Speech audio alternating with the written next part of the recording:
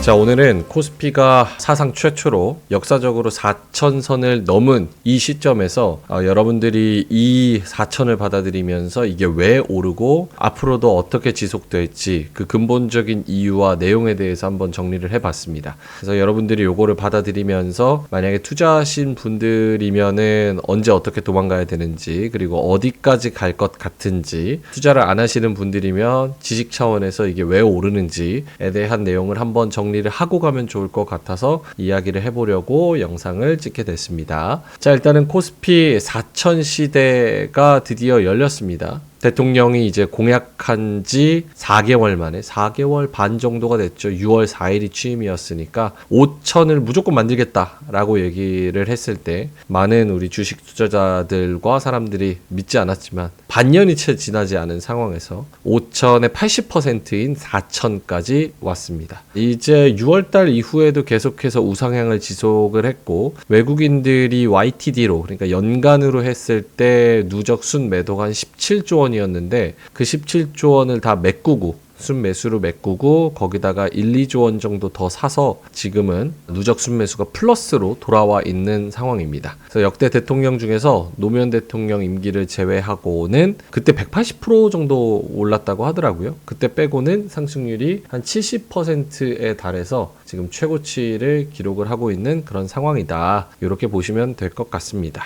증시가 오르는데 가장 좋은 거는 이제 유동성이에요. 유동성. 그러니까 돈을 마구 찍어내고 돈을 많이 빌려주고 돈이 많이 풀리고 하다 보니까 이게 증시에 많이 도움이 되는 거죠. 이 역사적으로 코스피 83년에 출범했을 때부터 지금까지의 그래프를 한번 가지고 와봤는데, 이때 지수 1000포인트, 2000포인트, 3000포인트 지날 때에도 역시나 글로벌 유동성, 그러니까 글로벌 전 세계적으로 돈 풀리는 거, 이거에 따라서 코스피 지수가 급등한 거를 또 확인할 수가 있었습니다. 90년 바로 전에 이제 89년 3월에 지수가 1000포인트를 도달했는데, 이때도 저유가, 저금리, 저달러 이렇게 3저 효과로 지수가 1000포인트를 돌파를 했고요. 그리고 몇 년이 지나서 한 10년, 20년 지나가지고 지수가 2000포인트에 도달했는데, 이때도 2007년 7월, 그러니까 리먼 브라더스 금융위기 사태 바로 전에 글로벌 유동성이 미친 듯이 돈이 풀리면서 여기도 코스피까지 온기가 퍼지면서 2000선이 돌파했고, 그리고 3000선을 본 게 2021년이죠. 이때 코로나 때 코로나 위기가 오면서 한번 꼬꾸라졌다가 미국과 전 세계 글로벌이 이렇게 경제 위기를 맞이해서는 안 된다라면서 돈을 역대급으로 풀기 시작합니다. 그러면서 우리나라 코스피도 3000선을 처음으로 봐버린, 그때 굉장히 놀라웠던 그런 기억이 있습니다. 그래서 이게 중요한 거는 유동성도 유동성인데 이게 왜 오르는지 이해해야지 여러분들이 언제 팔지, 어디가 고점인지 이런 거에 대한 감이 잡히기 때문에 오늘 정리 차원에서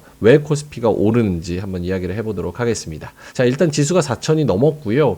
이 코스피 지수만 오르는 거는 아닙니다. 보시면은 여기 나스닥, 니케이, 상해종합, 금가격, 비트코인 이렇게 차트를 준비를 했는데 5개 다 1년 차트입니다. 근데도 5개 다 사상 최고치에 매우 근접해 있는 그런 상황입니다. 요새 유행하는 말 중에 하나가 이 everything rally라는 말이에요. everything rally. 모든 증시와 이 안전자산인 금 가격까지 거의 사상 최고치에서 계속 놀면서 자산으로 무언가를 갖고 있지 않으면, 현금으로 갖고 있으면 이 현금 화폐 가치가 녹아버린다, 이 뜻인 거예요. 그러니까 무엇인가 사두지 않으면 돈을 마구마구 찍어내기 때문에 내가 1,000원을 갖고 있어도 내년, 내후년에는 이 1,000원의 가치로 내가 살 수 있는 구매력, 이거 자체가 굉장히 많이 떨어진다는 그런 얘기가 되겠죠. 그래서 코스피만 오르는 게 아니라 전 세계 글로벌 증시, 거기에다 비트코인, 그리고 안전자산인 금 가격까지 봤을 때 사상 최고치를 기록하고 있고, 그 안에서 코스피가 특별한 선택을 받아서 이 글로벌 증시에서 가장 높은 상승률인 70% 가까운 상승률을 기록을 하고 있다. 이렇게 보면 될 것 같습니다. 한국 코스피가 70% 정도 올라서 2025년 금년 YTD, 그러니까 연간 수익률로 봤을 때는 70%로 가장 높은 수익률을 기록을 하고 있고요. 그 외에도 홍콩 항생, 니케이, 독일, 미국 등등 해가지고 글로벌 증시들이 전반적으로 에브리띵 랠리를 보이고 있다라고 해석을 하면 될 것 같습니다. 유동성을 말씀을 드렸는데 가장 근본적으로 지금 코스피 그리고 글로벌 증시가 오르는 건 급격하게 늘어난 유동성 때문입니다. 요게 지금 왼쪽에 보이는 차트가 글로벌 M2 서플라이라는 차트인데요. 그러니까 돈이 얼마나 많이 풀리냐를 보여주는 차트입니다. 지금 요게 2016년부터 17년 그리고 2025년까지 있는데 여러분들이 생각하시는 이 코로나 시기를 이제 겪으면서 미친 듯이 돈이 풀리게 되죠. 그러면서 인플레이션도 그때 10% 가까이까지 튀어 오르게 됩니다. 그 이후로도 조금 잠잠하다가 다시 트럼프가 취임을 하기 시작하기 전후로 해서 또 급격하게 돈이 미친 듯이 풀리기 시작합니다. 그래서 M2라는 게 굉장히 많이 풀리고 있고 미국도 돈을 많이 풀고 있는데 중국도 돈을 많이 풀고 있어요. 2010년부터 해서 미국과의 이제 관세 전쟁 그리고 무역 전쟁이 본격화하기 전으로부터 해가지고 중국은 이제 경제 성장하는 거를 돈을 풀기로 해서 더 많은 경제 성장을 꾀하기 시작했습니다. 그래서 2010년부터 지금까지 이 중국 차이나머니가 미친 듯이 많이 풀리고 있어요. 여기서 이제 트럼프 시기를 지나면서 이때 코로나 때 살짝 올라가면서 미국의 돈 풀기 그리고 중국의 돈 풀기가 맞물려서 이런 현상들이 나타나고 있는 거죠. 여기에 한국도 빠지지 않습니다. 2025년 자료일 거예요. 미국 M2 요거를 1,500조 정도 풀어요. 한국도 이에 뒤질세라 300조 정도 돈을 풀게 됩니다. 그래서 M2 증가량이 한국은 7%, 미국은 5%. 2025년 이전에도 이전 정부에서도 매년 한 5에서 6% 정도를 돈풀기를 계속해서 진행을 했습니다. 그래서 우리나라도 이 글로벌 돈풀기 기조에 맞춰서 열심히 이제 경제를 부양시켜야 되는 그런 의무와 포지션에 놓여 있기 때문에 한국도 돈풀기를 안 할 수가 없게 되는 그런 상황이다. 근데 올해 들어서 한 2-3%포인트 정도 더 많이 돈풀기를 하는 그런 상황이어서 코스피가 더 많이 또 오르는 경향도 있는 것 같습니다. 그럼 이 풀리는 돈이 어디로 가느냐? 지금 최근 들어서는 승자가 모든 것을 가져가는 AI 쪽 인프라 투자에 이 돈들이 많이 들어가고 있습니다. 특히나 이제 뭐 팔란티어를 비롯해서 이제 많은 기업들이 요걸 돈을 뺑뺑이 돌리고 돌려가지고 버블을 좀 만들고 있다라는 그런 분석도 있기는 한데 어쨌든 간에 AI를 돌리기 위해서는 정말 많은 것들이 필요하죠. 뭐 그 안에는 반도체도 들어가야 될 거고요. 전력 설비도 들어가야 될 거고요. 그리고 냉각 설비 뭐 이런 것들 엄청나게 많은 것들이 있잖아요. 그래서 그런 데 있어서 AI 캐펙스 투자가 상당히 많이 들어가고 있다. 그래서 돈풀기가 많이 진행이 되고 있다는 점 여러분들이 참고를 하시면 좋을 것 같습니다. 그래서 글로벌적으로도 이 M2 통화량이 굉장히 많이 풀리고 있고 M2가 뭔지 모르시는 분들은 요거 또 읽어보시면 되는데 M1이 있고 M2가 있고 M3 뭐 이렇게 쭉 있습니다. 근데 M1이라고 하면 그냥 간단하게 생각해서 현금으로 생각하시면 돼요. 현금, 예금. 요게 이 M1. 그리고 M2는 현금성 자산을 포함한 더 광범위한 것들. 뭐 현금, 뭐 요구불 예금, 그리고 뭐 저축성 예금, 뭐 바로 소비하거나 투자로 전환할 수 있는 이 자산의 총량 이런 걸 의미합니다. 이 중앙은행의 금리 정책이나 혹은 뭐 부양책 그리고 뭐 정부의 재정 지출, 경기의 전반적인 흐름을 좌우하는 기준으로 또 보기 때문에 이 글로벌 거시경제 지표에서도 굉장히 많이 쓰이고요. M2가 증가하면은 자금 유입이 굉장히 활발하게 나타나기 때문에 요 M2의 흐름 그리고 글로벌 자산들의 흐름을 같이 맞물려서 보시면은 이게 왜 오르는지에 대한 이해가 훨씬 더 좀 용이한 면이 있다 이렇게 생각을 하면 될 것 같습니다. 어쨌든 전 세계적으로 돈이 굉장히 많이 풀려서 화폐 가치가 똥이 되고 있고 자산 가격은 급등하고 있다 이렇게 생각을 하시면 될 것 같고요. 그러면 그 와중에도 아까 보였다시피 전 세계적으로 증시가 많이 오르는데 한국 코스피가 왜 그 중에서도 특별하게 선택을 받고 있냐 이 부분은 좀 말씀을 드릴게요. 일단은 한국에서는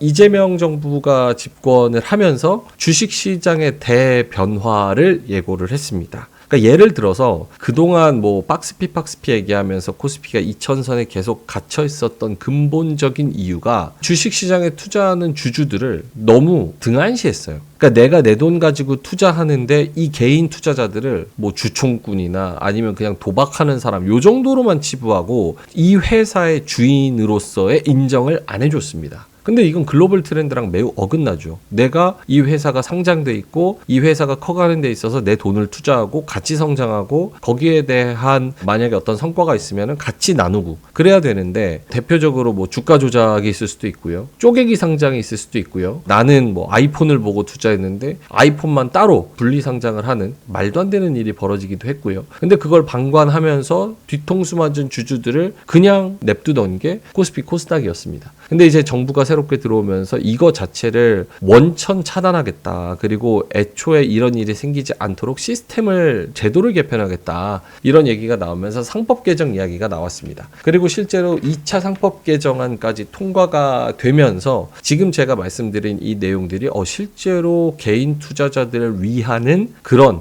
합리적이고 정상적인 증시가 여기에 도입이 되는구나 라는 개념이 쫙 퍼지면서 한국 증시에 더 많은 관심들을 가지게 된 겁니다. 여기 보시면은 22대 국회 상법 개정 주요 내용인데요. 이사 충실 의무 확대. 그러니까 이사 충실 의무 대상이 원래는 회사였다면 여기 개인 주주들까지 포함하는 걸로 개정안이 통과가 됐습니다. 그러니까 이전에는 이사회에서 이사들이 어떤 결정을 내릴 때 회사만 생각하면서 결정을 내리면 됐었는데 주주들의 이익에 반하고 회사만 잘 되는 그 안에 이해관계자만 이사들이 결정하는 거에 대한 이익을 가져가고 주주들은 오히려 여기서 이익이 배반되는 그런 현상들이 많이 나타났거든요. 그래서 요거를 이사충실 의무 대상을 주주로까지 확대하는, 그러니까 주주들 뒤통수 못 치게 하겠다는 거죠. 그런 의미로서의 개정안이 통과가 이미 됐고요. 그리고 집중투표제 의무화, 그리고 감사위원 분리선출 확대, 이런 것들 개인 주주들의 이 회사의 결정권에 대한 참여도를 더 확대시키는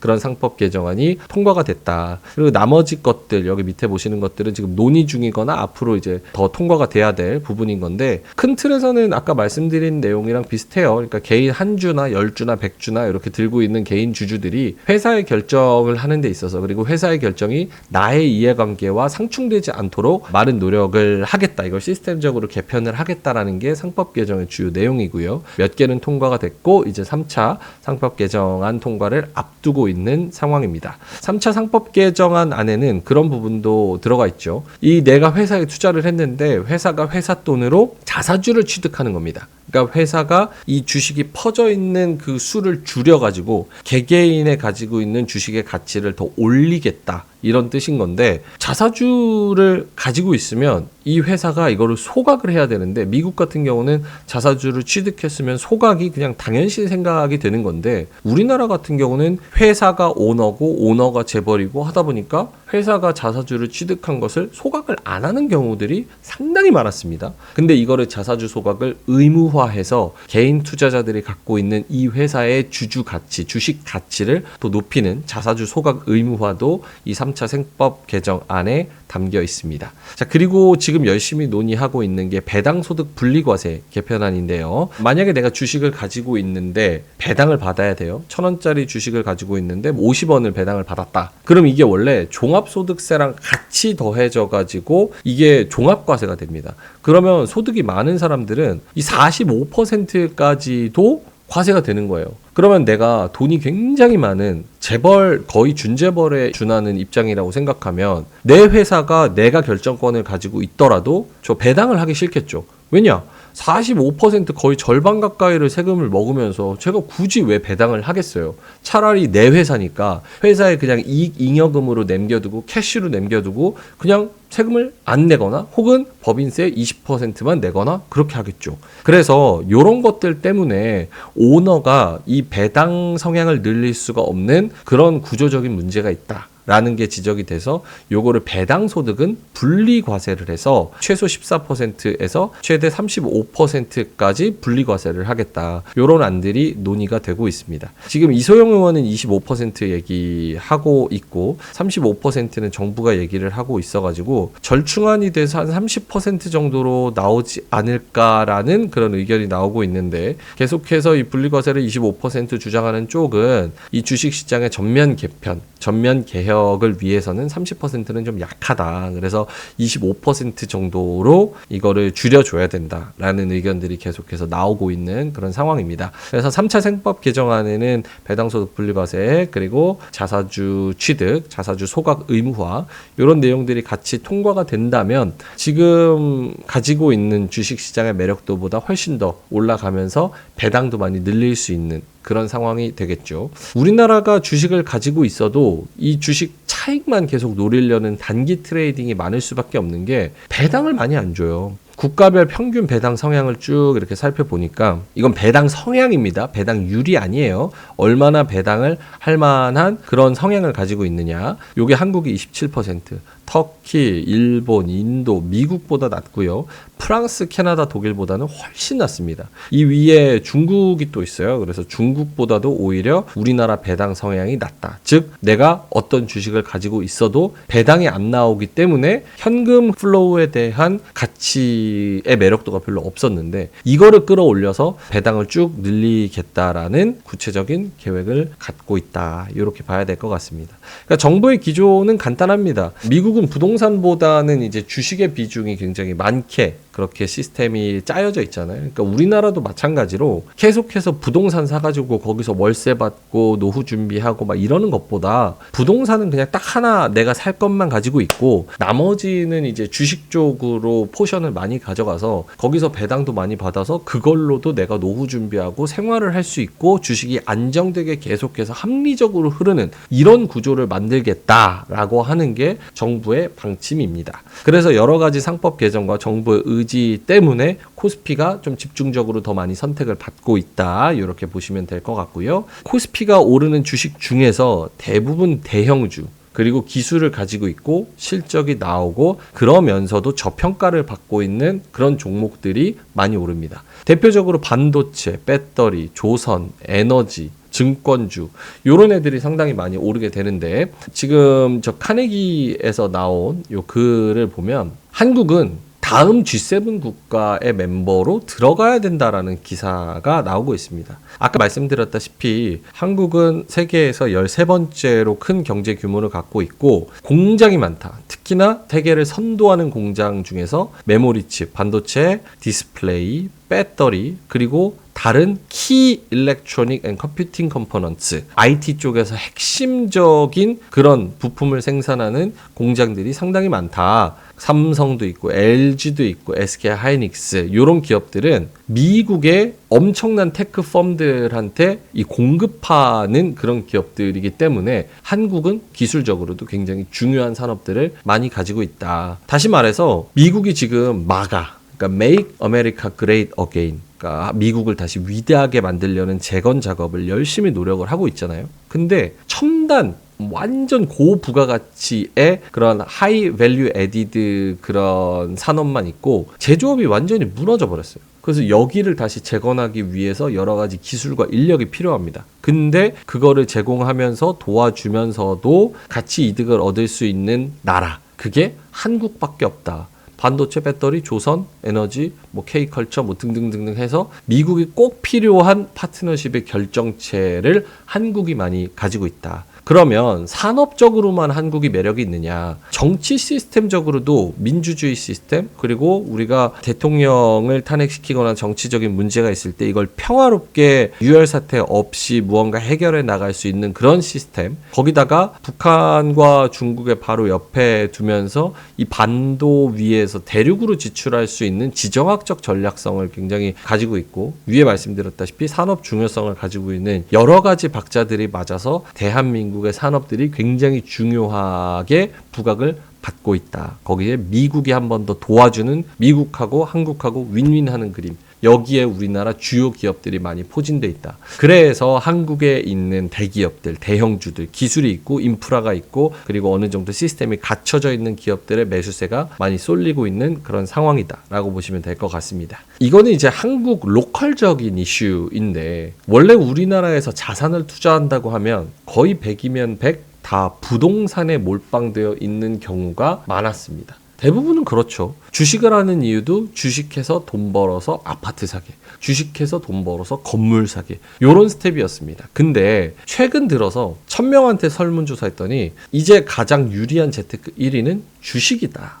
부동산을 25년 만에 처음으로 제쳤다는 설문조사가 나오기도 했습니다. 1000명한테 조사를 해보니까 주식이 31%, 부동산이 23% 순으로 집계가 됐다. 이거는 그런 영향도 있는 것 같아요. 이제는 돈 모아서 부동산을 살 수가 없게 됐습니다. 그래서 코인이나 뭐 이런 위험 자산에 젊은이들이 많이 쏠린 현상이 또 나타나기도 하는데, 어쨌든 간에 주식으로 돈 벌어서 부동산을 사기에는 부동산 가격이 너무 많이 올랐기 때문에 일단은 주식으로 돈을 좀 벌어보자 라는 그런 수요들이 많은 것 같아요. 그래서 주식 선호도가 2019년까지 10%를 밑돌다가 코로나 때 3,000 코스피가 넘어가면서 주식 선호도가 20%를 넘어섰고요. 이때 20% 넘어서면서 이 주식이라는 자산 시장에 점프해서 들어온 그런 개미들이 굉장히 많았죠. 근데 이번 2000년부터 이번까지 14번 조사에서 처음으로 주식이 이제 부동산을 앞섰다라는 이야기입니다. 그래서 이 나라의 정책 기조도 그렇고 글로벌 M2 풀리는 것도 그렇고 미국을 도와줘야 되는 우리나라 산업들도 그렇고 그게 세계를 선도하는 산업인 것도 그렇고, 그런 걸로 봤을 때 이제 젊은 층들과 돈 있는 사람들이 주식을 선호하기 시작했다. 투심이 이전과는 굉장히 많이 다르다 라는 부분에서 코스피가 급격한 또 선택을 많이 받고 있는 것 같습니다. 자, 그러면 왜 코인 시장은 안 보냐 하는데, 최근에 몇 주 전까지 코인 시장도 급격하게 많이 올랐어요. 근데 몇 주 전에 10월 초 중순 때 좀 충격적인 사건이 하나 일어나요. 이게 뭐냐면 트럼프 대통령이 중국과 다시 불을 붙이는 관세 전쟁에 대한 코멘트를 하면서 요때 급격하게 코인이 한번 하락하면서 코인 선물하는 사람들이 엄청나게 청산을 많이 당했습니다. 유명 이제 코인 셀럽들이 몇백억 청산 당했다는 이야기들도 있고, 또 코인하는 사람, 선물하는 사람의 70%가 청산을 당했다라는 충격적인 데이터도 나오기도 했었는데요. 이게 중요한 게 뭐냐면 매도가 매도를 부르는 굉장히 안 좋은 패턴이 나타났고, 그게 왜 매도가 됐는지에 대해서도 많은 사람들이 좀 설명할 수 없는 그런 비이성적인 행태가 나타났다는 겁니다. 그러다 보니까 과연 코인이 내재 가치가 있나? 누군가 고래가 작정하고 던지고 작업을 치는 데 있어서 개인 투자자가 코인을 믿고 매수 트레이딩을 하면서 요거를 끝까지 계속 가져갈 수 있는 자선 수단일까? 물음표를 던지는 사람들이 굉장히 많았다는 거예요. 그러면서 비트코인이 한번 급락하고 다시 이 가격을 회복을 좀 못하고 있는, 한 40%밖에 회복을 못하고 있는 그런 상황입니다. 그래서 이때 이런 충격이 한번 있었고요. 여기에 충격 플러스 알파를 하나 더 하는 것이, 이때 청산할 때 트럼프가 관세 전쟁에 대한 발표, 그러니까 중국에 대한 제재 발표를 하기 전에 30분 전에 누가 신규로 계좌를 가입해가지고 몇백억을 땡겨서 엄청난 돈을 벌었다라는 썰들이 한번 돌았었어요. 그러면서 그게 트럼프 아들내미, 막내 아들내미의 돈이 아니었냐, 이런 얘기까지 좀 돌았습니다. 그러다 보니까 이 규제도 제대로 지금 주식시장만큼 없고 해서 이미 벌써 정보를 가지고 있는 정보의 비대칭성을 이용한 이런 투기 세력들, 요런 세력들 배만 불려주는 거 아니냐, 엇가여서 요거를 억울해서 못하겠다 라면서 좀 뒤통수를 맞은 사람들이 코인에 정이 떨어졌다라는 이야기들을 굉장히 많이 했습니다. 그래서 이런 여러 가지 뭐 센티먼트적인 상황을 좀 종합적으로 고려를 해 봤을 때 요런 코인에도 자금이 가는 게 지금 정 떨어져서 주식시장에도 좀 들어온 면이 없지 않아 있지 않겠느냐, 이런 생각도 하게 됩니다. 그래서 아파트 가격, 부동산 가격이 주춤하는 거, 그리고 정부의 강력한 부동산 규제, 지금은 이제 세금까지 건든다, 뭐 보유세까지 건든다라는 이야기도 하고 있으니까 이제 아파트 가격은 부동산으로 갈 그런 자금, 코인으로 갈 자금, 이런 것들이 또 코스피 쪽으로 오면서 여기에도 코스피가 70%의 수익률을 찍는데 큰 도움이 되지 않았나, 이런 생각이 듭니다. 자, 그러면 그래서 어디까지 오를지에 대한 궁금증들이 많이 있으신 것 같아요. 정답만 두 가지식으로 말씀드리면 아무도 모릅니다. 왜냐? 아무도 가보지 않은 길이기 때문이에요. 코스피가 이런 밸류에이션을 받은 거, 그리고 이렇게 4,000선을 넘은 거, 반도체가 떡상하는 거, 미국이 우리한테 도와달라고 얘기를 하는 것들, 그리고 환율이 1,400 중반까지 지금 치솟은 상황, 이런 것들이 여러 가지로 우리가 진짜 겪어보지 않은 상황이어서 아무도 이게 어디로 가고 있는지 몰라요. 그래서 증권사들도 지금 뭐 코스피 밴드를 제시를 하고 있기는 한데 이것도 증권사들도 모릅니다. 뭐 다올이나 대신이나 뭐 이런 데서 4,000 이상, 4,050, 4,100, 4,200, 250 뭐 이렇게까지 제시를 하고 있기는 한데 이게 코스피가 실제로 4,100, 4,200 가면은 얘네들은 이 밴드를 또 올릴 겁니다. 그러니까 이거는 후행적이어서 사실은 크게 어떤 의미를 두기가 어렵다는 생각이 들고요. 아까 이야기한 이 모든 것들, 왜 오르는 건지에 대한 지금 말씀드린 이런 것들이 본질적으로 훼손이 되지 않으면 제 생각에는 계속해서 일단은 끌고 가야 되는 게 지금 대세적인 트렌드 아닌가라는 생각이 좀 들고, 출구 전략을 일단은 뭐 마련을 하기는 하되 어디서 튀어야 될지 뭐 이런 거를 좀 생각하시되 일단은 끌고 가야 되는 게 정답 아닌가 이런 생각이 들고, 더하기 만약에 지금 여러분들이 투자하고 계신 자금이 단기 자금이 아니라면 사실 이 우상향 하는 건 증시가 이렇게 내렸다가도 또 올라가고 또 내렸다가도 또 올라가고 또 내렸다가도 올라가고 이런 식으로 올라가잖아요. 그렇기 때문에 요거를 단기 자금이 아니라고 한다면 그냥 우상향하는 거를 즐기고 지켜보고 좀 참고 그렇게 가져가는 게 가장 좋은 일 아닐까라는 생각이 듭니다. 그래서 뭐 기술적으로 뭐 이거를 펀더멘탈적으로 계산을 해봤을 때 낙관적인 시나리오를 가정한다고 하면 코스피가 현재 한 11배, 12배에서 가지고 있는 이 PER을 14배로 멀티플을 더 주면은 5천까지 가능하다. 이런 분석도 나와 있고요. PBR 측면으로 자산으로 대비해서 레이시오를 형성을 해보자면은 니케이 수준의 PBR 1.8배까지 가져가면 그러면은 이제 4천에서 5,100까지도 가능하지 않겠냐. 이런 분석까지 좀 나와 있습니다. 근데 앞으로 이제 조선이나 뭐 반도체나 방산이나 변압기나 그리고 뭐 많은 우리가 중심축으로 가지고 있는 이런 산업들, 이 산업들의 이익 성장치가 계속 지속된다는 그런 믿음과 그런 전망을 갖고 있다면 그러면 코스피가 4천을 넘어서 이재명 대통령이 얘기하는 5천까지도 충분히 좀 시간적 여유를 주고 가지 않을까 이런 생각이 들기는 합니다. 자, 그러면